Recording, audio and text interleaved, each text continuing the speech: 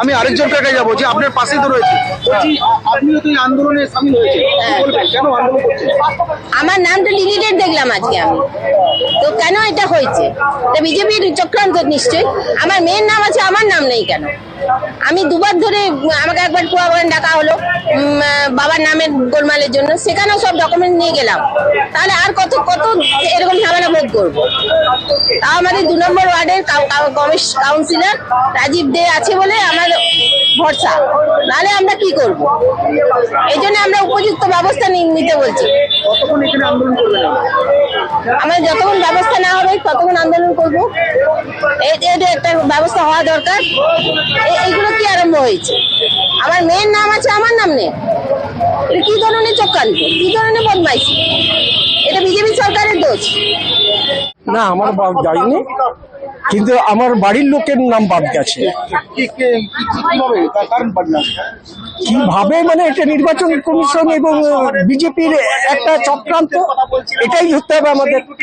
আমরা সমস্ত ডকুমেন্টস জমা করেছি এবং ফর্ম যথাযথভাবে ফিল আপও করা হয়েছে, তা সত্ত্বেও নামগুলো বাদ গেল, এটা চক্রান্তই মনে হচ্ছে। ইতিমধ্যেই জেলায় বিভিন্ন জায়গায় তালিকা পৌঁছতে শুরু করেছে, বিভিন্ন জায়গায় তালিকা প্রকাশও হয়ে গিয়েছে ইতিমধ্যে, এবং বাঁকুড়ায় এসআইআর এর চূড়ান্ত তালিকা প্রকাশ হয়েছে, যেখানে মোট 1,35,000 নাম বাদ যাচ্ছে এখনো পর্যন্ত, এমনই খবর।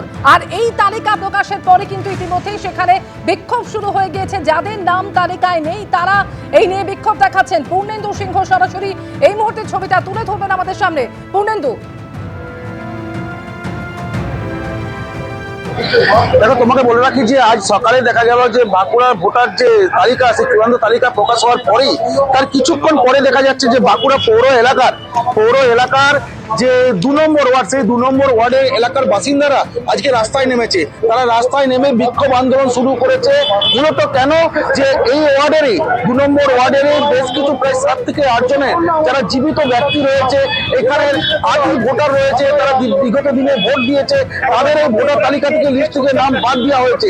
এরপরে দেখা যাচ্ছে যে 2 নম্বর ওয়ার্ডের যে তৃণমূল কাউন্সিলর রাজীব দের নেতৃত্বে রাস্তায় নেমে বিক্ষোভ আন্দোলন শুরু করেছে। এই মুহূর্তে আমার কাছে রয়েছে, দেখতে পাচ্ছি রাজীব দে, মূলত জানবো রাজীব দা, আপনি কি দেখুন, আজকে যেটা সন্দেহ প্রকাশ আমাদের নেত্রী মমতা বন্দ্যোপাধ্যায় করেছিলেন এসআর প্রক্রিয়া শুরু হওয়ার আগে, এবং আমাদের নেতা যেটা বারংবার বলেছে যে এরা বিজেপি চক্রান্ত করে নির্বাচন কমিশনকে কাজে লাগিয়ে এই 2026-এর বিধানসভা নির্বাচনের বৈতরণী পার হতে চাইছে। আজকে সেই সন্দেহটা সত্য বলে প্রমাণিত হলো। আমার 2 নম্বর ওয়ার্ডে 2টো বুথে প্রায় 8 জন প্রকৃত ভোটারের নাম বাদ দিয়ে দিচ্ছে। এই চক্রান্তের বিরুদ্ধে আমাদের লড়াই আজকে চলছে, এবং আমাদের নির্বাচন কমিশনের কাছে আমরা যতক্ষণ না আমরা আমাদের ভোটার লিস্টে আমাদের এই প্রকৃত ভোটারের নাম যতক্ষণ না তোলা চলছে, আমরা কিন্তু এই আন্দোলন চালাবো। মূলত দেখতে পাচ্ছ যে তৃণমূলের তরফ থেকে বলা হচ্ছে যে যতক্ষণ না প্রকৃত ভোটারের নাম যতক্ষণ না লিস্টে না তোলা হয় ততক্ষণ তারা এই আন্দোলন চালিয়ে যাবে। মূলত যে তারা বারে বারে দাবি করেছিল যে বিজেপির বিরুদ্ধে অভিযোগ যে বিজেপি পরিকল্পিতভাবে বেছে বেছে যারা তৃণমূল সমর্থক বা তৃণমূলের ভোটার রয়েছে সেই সব ভোটার লিস্ট থেকে তাদেরকে বাদ দেওয়া হয়েছে। এবিপি আনন্দ, এগিয়ে থাকে, এগিয়ে রাখে।